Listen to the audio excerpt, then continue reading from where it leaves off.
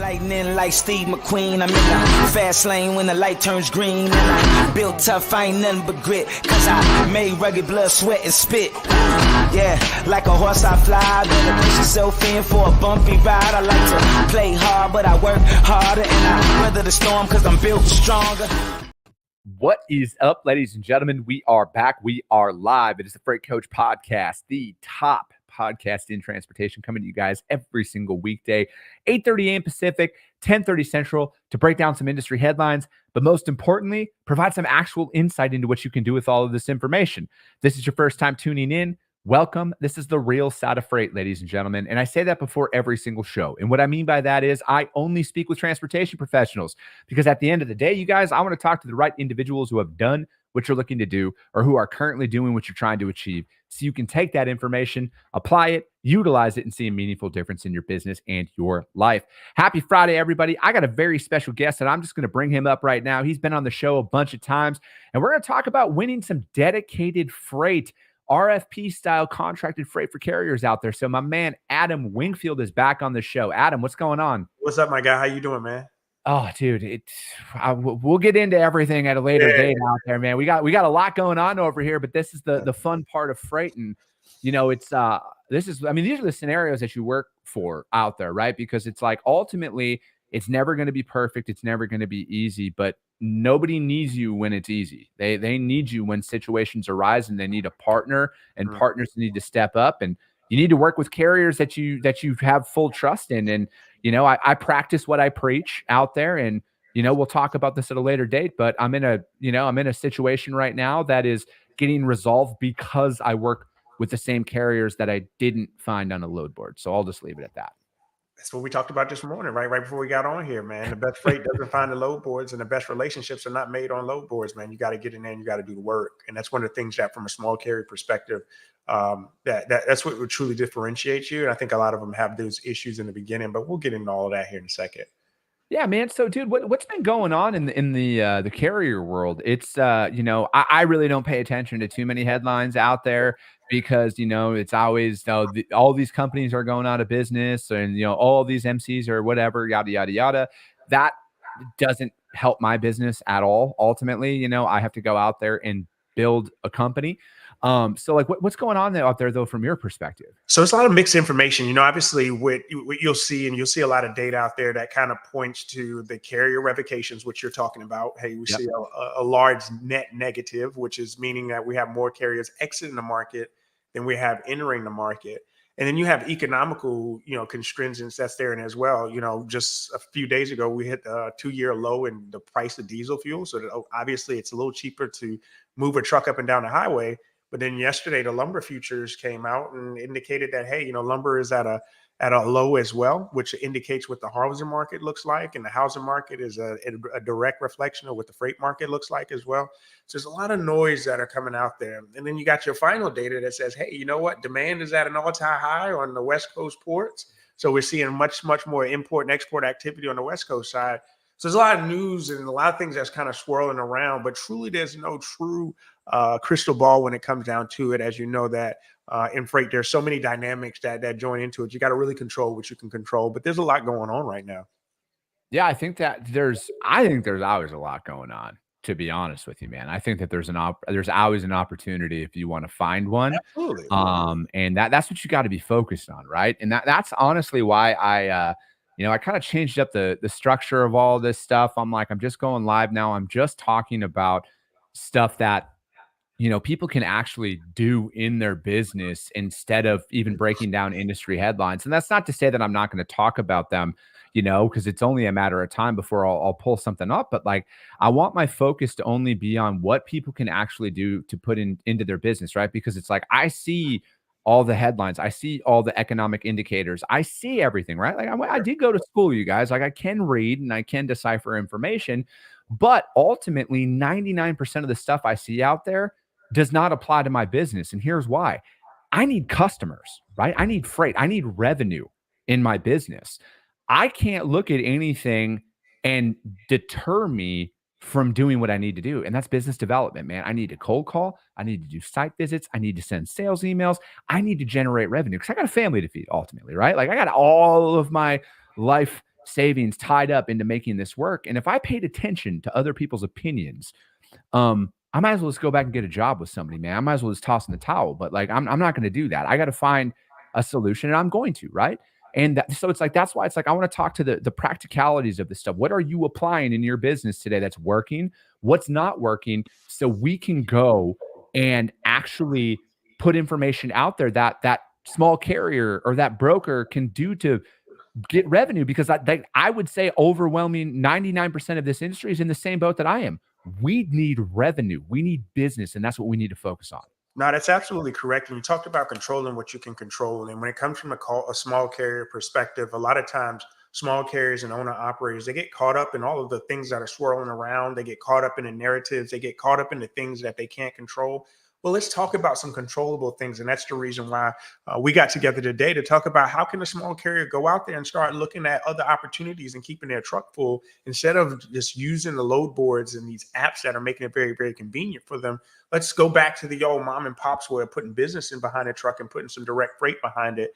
Because I'll be honest with you, Chris, this year and over just the last couple of months, I've seen more shippers soliciting small carriers. I've seen more shippers handing out RFP packets to small carriers, but as small carriers that I have, that I see, they're not really prepared for that. They don't know what they need in order to position themselves correctly. And that's the reason why it's so important that we have these type of conversations and we just outline those things that they can control. So really want to just kind of talk about the things that a small carrier can do to position themselves from direct freight. How do you get prepared for that? And that's the reason why we're here today. And that's what we want to talk about.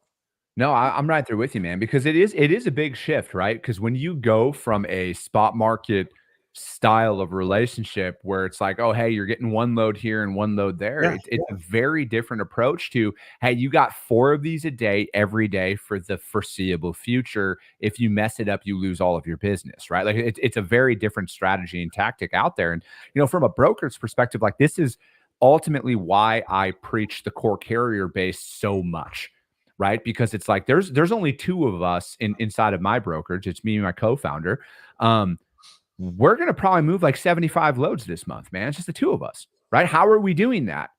With the same group of carriers who are coming in time and time again, same lanes, same stuff. We built the system around it, right? Because you can build a system around anything.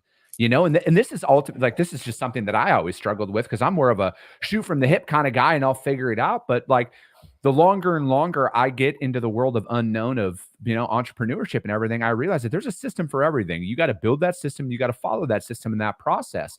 So it's like, as you're going out there and, because I've had a couple of large enterprise shippers come on this show for shipper Q&A, because that's one thing that I'm implementing on a monthly basis now, where one Friday a month, I'm going to have a shipper come on the show and answer sales and operations questions from a shipper's perspective for the audience, not Chris's perspective, nothing like that. It's going to be a shipper. And these guys, both of them are like the enterprise of enterprise level shippers that came on the show. And I asked them that because I know I have a lot of drivers who watch this show. So I asked them, I'm like, hey, from your perspective, what could an owner operator or a small fleet do to get set up with somebody like you? And they both said the exact same thing. They're like, listen, we look at volume only for a lot of our providers. We have our KPIs that we have to follow. And 1 or 2 trucks doesn't necessarily move the needle for us. But 1 or 2 trucks works great for the company down the street who has 7 loads a week on the exact same lane, where you could drop and hook or whatever, go back and forth on them for those lanes. Those are the style of shippers that you guys need to go in and plug your fleet into. Because they're like, I move 500 loads a day out of one of my facilities. That one truck might not do anything for me, but there are a lot of shippers out there. Because it's like, if you break it down, man, the minority of shippers are the enterprise level shippers. There's only a handful of manufacturers out there that can sustain at that level, but the overwhelming majority of the shippers that are out there, they need that style of relationship, man. I cold call shippers every day. I just cold called somebody yesterday. Guess what they told me? Hey, man, we've been working with the same 3 trucking companies for the last 10 years. We're not adding anybody in right now. So they have contracted freight that they're working with.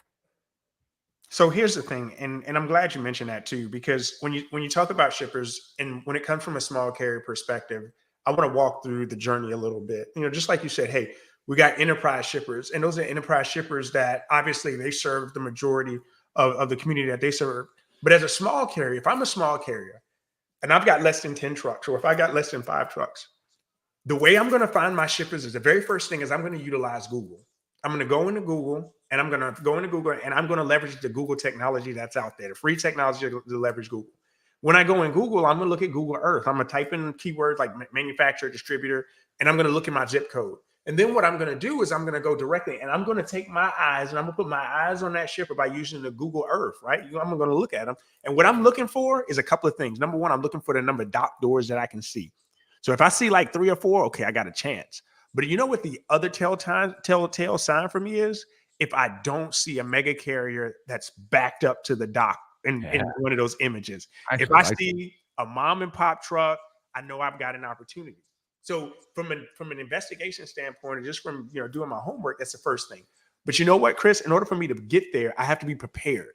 And there's a couple of things that I wanted to point out from a preparation standpoint, because I reviewed a couple of RFPs just this week for small carriers, right, to position themselves with a shipper. Make sure that you do things like simple. Get SmartWay certified, right? The EPA SmartWay, just go online. You can get certified with SmartWay. There's RFPs that I have in my box that ask specifically for it. Make sure that you go in and you get any type of certification you can get, whether it be MBE, WBE, disabled veteran, whatever certification that you possibly can get from a business perspective, go ahead and get that. The next thing you want to make sure you do is you absolutely have a brand presence. And when I say a brand presence, man, very minimum, have a website. And it doesn't need something to be something that you spend thousands of dollars on, but get a website that talks about what you do, who you are, what lanes you service, and the type of service that you bring to the table. Then you want to make sure that you have differentiators that are keenly specific to you. And when I compare that to having a job application and a job resume for a particular job that you want. Typically, you're going to formulate it that way. So, for example, if I'm going to go work with a shipper that ships out flowers, then guess what? We provide tailgate service. We provide back to the tailgate service. We provide driver assist services. These are services that you're going to want to be able to offer because you know that small shipper is going to go after you. You also have to be prepared, and you got to be able to be prepared to grow with that shipper. What if that shipper needs to get to that point where they may need a couple of extra trailers? So financially, you as a small carrier need to be able to provide them with, hey, you know what? I need to be able to go out and lease a couple more trailers. I need to be able to do that. And then when you look at it from a financial perspective, you need to make sure that you can handle that shipper, because there's shippers out there that I saw RFPs, net 60, net 45. What are you going to do as a small carrier when you're not able to get paid for those first 45 days? So that selection process and that homework process is important. Ensure that you have your homework done. Ensure that you have a carrier profile established. Ensure that you're prepared to have those conversations. And then once you get to the next phase, and the next phase for me would be business requirements, right? So understanding exactly what that shipper ships, understanding what their insurance requirements are. I've seen a shipper this year that had a general aggregate requirement of $3 million. Are you as a small carrier, are you able to provide that? And probably not. Are you able to add that? If you can, would you turn that off or you turn that on to them? And then you got to also know your cost structure, because there's 2 types of cost structures that you can take when you're pitching to a shipper. You've got your cost plus, right? So as an owner operator or a small fleet, you have to understand what your break-even costs are and then say, hey, what kind of margin do I want to operate under? You have that cost plus opportunity. Then you also have a value-based pricing. And when you're pitching those 2 pricing, you got to determine what that looks like for you or that shipper, which works best for you. And then, once you get that, you got to understand the project scope. You got to look at the scope of what they offer and how that scope would impact you from a business perspective. Are you able to grow with them? Chris, I was talking to one of our clients a couple of months ago, and they landed a shipper. They went from 2 units to 7 units. They landed a shipper, and when they had 2 units, the shipper was a small shipper, right? But they own their trailers, and we had a partner that actually can wrap. And I was like, let's do some creative. Let's see if we can get those trailers wraps, get that shipper some initial impressions, some additional impressions as the truck's going down the highway, provide a free advertisement, and see if that can help that shipper grow. Well, guess what? Because of the commodity that the shipper was offering, having those type of impressions going down the highway actually absolutely brought value to that shipper. And they provided that carrier with more lanes, and the carrier was able to go from 2 trailers to 7 trailers. So these are the things that we have to look at as small carriers, because listen, you have an asset. At the end of the day, you have an asset. Your asset is in high demand. That's the only way that their product can move from point A to point B. But the problem is that a lot of small carriers confuse their assets with egos. And that ego is what gets in between them from being able to have the conversations that are necessary. And when I look at that too, not everybody is good. Not everybody is good with people. And that's carrier, you are the CEO of your company. That brand that's on the side of your door, you are the CEO and you represent that company. Can you sit down and have a conversation with a high-level executive at that shipper that you really want to land? So I definitely recommend just going through the basic steps of that. For me, from my perspective too, I've got to be able and be prepared to do a handshake deal with anybody that's around me as a shipper, because I want to be able to provide them with the ability that if there's something goes wrong, we can go meet up at Starbucks down on Main Street if we need to have sit down and hash this thing out. Those are the things that bring value from a small shipper. There's a lot of shippers that just want to work with someone that they can put their hands on, because when they bring in 3PLs, sometimes when they bring in a 3PL, they're going to get a different truck every week. Like you said, you got shippers that are putting out 500 loads a week, got shippers that are doing that. And even on those large enterprise shippers, I'm going to tell you, don't be scared as a small carrier to approach an enterprise shipper and see what their low volume lanes are. See if there's an opportunity to run those low volume stuff. Dude, man, I look at it like this, Adam. As if you're the owner of your business, man, no one's going to sell your company but you. No one's going to advocate for you but you. And and I'm a human being too, you guys. Like, I don't like rejection just as much as the next individual that's out there. I have all of those same thoughts that go through my head. But I also look at it as no one is going to sell me but me. And especially in the startup phase, right? Like I said, it's me and my business partner. I don't want any confusion out there about how large of a company people might think I have compared to what I do have. Okay. I want that to be abundantly clear. We got to do everything, right? We both got to sell. We both have to operate. We both have to do accounting. Yeah, we're very fortunate with SPI. So SPI handles all of our back office. They do all of that stuff for us, but it still requires us to double check, triple check all of our stuff. We're doing multiple roles. You're doing multiple hats. If you're building your company up, you're one truck fleet, 2 truck, whatever that looks like, you have to sell for you. You have to know what you want to do, because, again, I cold call every day. Number one thing I hear, hey, we only work with trucks. I got 3 rejections this morning, Adam. What did they all say? Hey, man, we're asset only. Okay, well, if they're asset only, and these aren't small companies, why aren't more assets out there selling? That's what I want to know. Why are so many assets? Why are so many trucking companies always stuck on the load board? And I've always wondered that, because I'm like, man, because I see this comments on social media just as much as you do, Adam. Yeah. I'm always like, why don't you have direct freight then? Why don't you go direct to the shipper and cut the broker out if you hate brokers so much? And again, brokers suck for the most part, right? I'm not going to sit up here and say that brokers are great, because they're not. I know how most brokers are. But that being said, no one's going to advocate for your business, and no one's going to care about your business as much as you should. And if you have that delusion out there, hate to break it to you, ladies and gentlemen, no one gives a shit about your company failing or succeeding. You. No. And the thing is that, and to your point as to why more carriers are not going after the direct freight, for number one, they don't know how to, but number two, everything is a narrative. You have all of this noise on social media. I got in a great argument with somebody the other day, made a post about dedicated freight. There's like, shippers don't work directly with carriers because carriers don't have enough trucks. I was like, well, how many shippers have you actually worked with? Well, all shippers are like that. Well, how many shippers in the United States? All shippers are like that. Shut up. This is what I mean. Like, when you listen to what most people talk about, you become most people. And I assure you, I 100% will stand here and guarantee you, there is enough freight. When I say 85% of the freight that moves in America moved by contract and not by just occasional spot, I assure you there is enough freight that if you got your sleeves rolled up, put your ego behind you, stop getting out your comfort zone, put your phone apps down, and get on the phone. I got my first direct freight, my first dedicated customer out of the Yellow Pages. I use the Yellow Pages myself. With my assets, I use the Yellow Pages in my corded telephone, and I got my first direct shipper. I didn't have the DATs and the truck stops. And even if you wanted to go direct, there's e-procurement methods that you can use, like Emerge Technologies that you can use, that you can go e-procurement even if you're not that person. But here's the thing. When you start a trucking company, it's no different than when you start a barbershop, a restaurant, a clothing boutique, an eyelash salon. There is no different. Why do I say that? Because at the end of the day, it has one common denominator. It is a business. In order for a business to succeed, it has to be financially stable. You have to gain customers, And when you gain customers, you have to be the one to go out and do the sales part. You got to go out and do the accounting things. But the thing is too many people start trucking companies because they can drive a truck. Just because you can drive a truck doesn't mean you can run a trucking company. I don't care if you've been driving a truck 45 years. If you want to start a trucking company today, there's no guarantee that you're going to succeed. And more than likely, the guarantee is that you're going to fall in the bucket of the 80% of the people that fail, because you have to start a business first. Trucking is a business. And when you start a business, you have to focus on the business first. The asset is the easy part. Anybody can go out here and buy and truck a trailer, like anybody, literally. To start an authority, the barrier entry is so low that when I say anybody, I really mean virtually anybody can start a trucking company. Dude, so like, no joke, Adam. I could go in 8 weeks, have my CDL.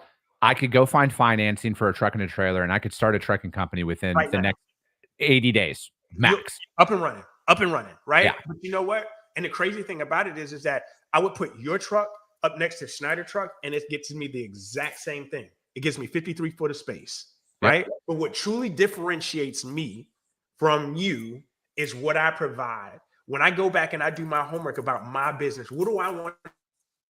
I've got to beat you, Chris, right? So when I think about the trucking industry is competitive, just like any business. And my goal as an owner operator, my goal as a fleet owner is to beat your ass. That's my goal, because in competition, that is what it's about. But you know what? How am I going to beat you? If I've got a truck that looks just like yours, that moves just like yours, has the same crack in the windshield like yours, how am I going to beat you? Oh, you know what? I give up. I'm just going to go on a load board. I'm just going to go bitch about brokers taking all the money. You got to understand that in competition, all is fair in love and war. And what makes people different and differentiate them is with the burning passion behind you that you can do better than somebody else, right? Whether you offer an expedited service, whether you offer a white glove service, whether you offer multi-stops, you can brag about multi-stops because most people hate it. So if I got a shipper down the street that says, hey, Adam, man, you know what? We got to use our own trucks because most of the time we're moving out 18, 19 stops on a route. And then I'm thinking in my mind that why is everybody turning that down? Because that sounds like more money to me. But you got to do the things that you're not comfortable doing. You got to get outside your comfort zone.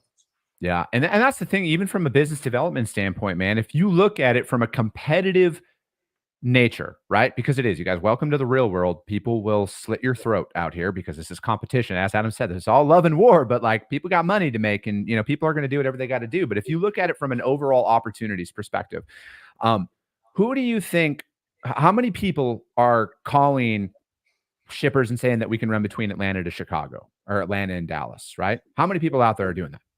Overwhelming majority, right? How many people are going about 100 miles outside of every major metropolitan area and focusing in on those cities from a business development standpoint? Because a lot of customers out there have a facility in, say, Atlanta, and then they got another one down in South Georgia, for example, as well, like 150 miles away. But everybody gravitates towards the big city because that's the easy part, right? And then they're all looking for one pick, one drop. And I'm lumping brokers in on this too from a business development standpoint. They all want the one pick, one drop. They all want the first come, first serve. They all want the 25,000 pounds, easy. Easy doesn't pay well, as my man Andy Frisella says on the Real AF podcast all the time. Easy does not pay well. And if all the competitors out there are going after that, where do you think the opportunities ultimately fall down to, right? And I think that, and then again, because I'm not a sales guru or anything like that, but I've got a little bit of success under my belt from a business development standpoint, and from building a couple of businesses up here, I know a little bit about it. Like when Adam, the thing that most people are going to listen to this episode and gloss over, Adam, is the point that you said about being prepared. All right, and I put a post out about this the other day. I put a post out there and I said, hey guys, I made some cold calls today. Here is some direct feedback from my prospects that I got. One of them said, they stopped me and they said, you know what? I just want to thank you because you were prepared. You know what we do here. You weren't pushy. You didn't beg for anything. You had questions and you were ready and you were prepared. You weren't pushy. None of that stuff. Thank you for that. So and then they told me, they're like, I wasn't going to give you 30 seconds when I picked up your call, but you were prepared for this call. Did that lead to instant business? No, it didn't. This is going to be one that I got to follow up, gonna, we're gonna actually sell it because that's what you got to do out there. But it's preparedness, and most people go in of, hey, let me bid on this. You got freight, let me bid on it. I'll do anything. I'll do everything for you. Just give me this, give me this, give me this, give me. They don't even fucking know what this person manufactures. They don't know anything about this shipper.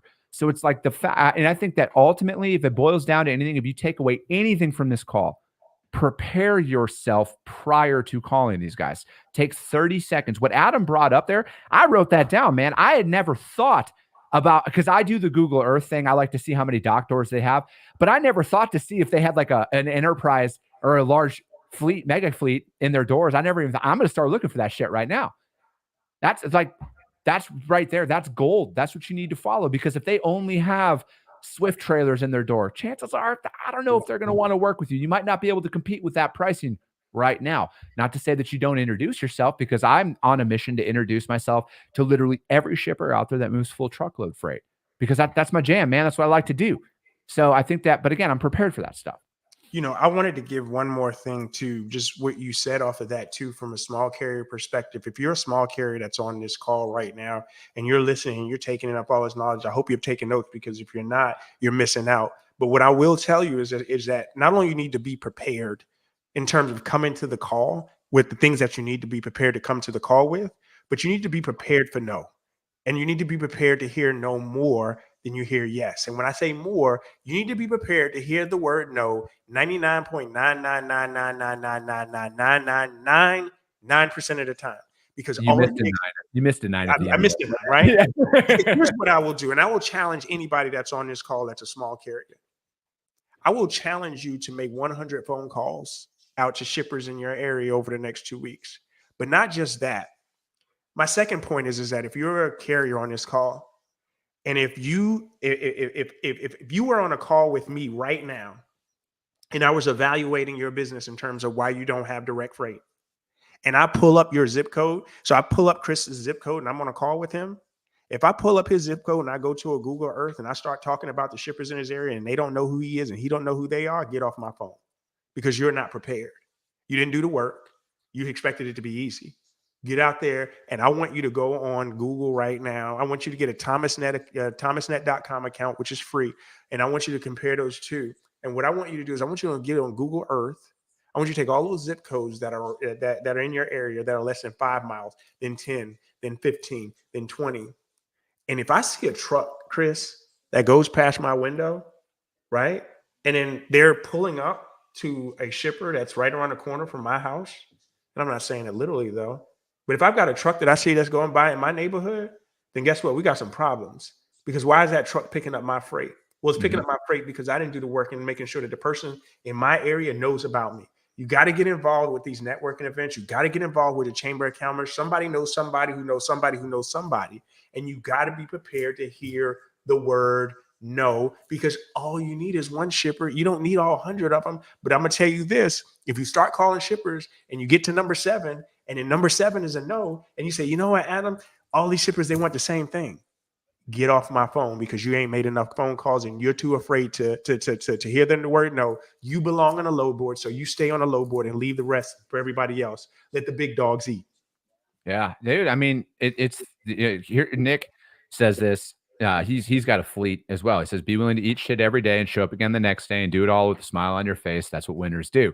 And that's the truth, you guys. Like, and again, I will say this. You don't have to just jump in and make 50 calls in a day right away. Build it up, right? Because that's something that I had to do. And that's something that I still do, because again, you guys, I'm a human being too, right?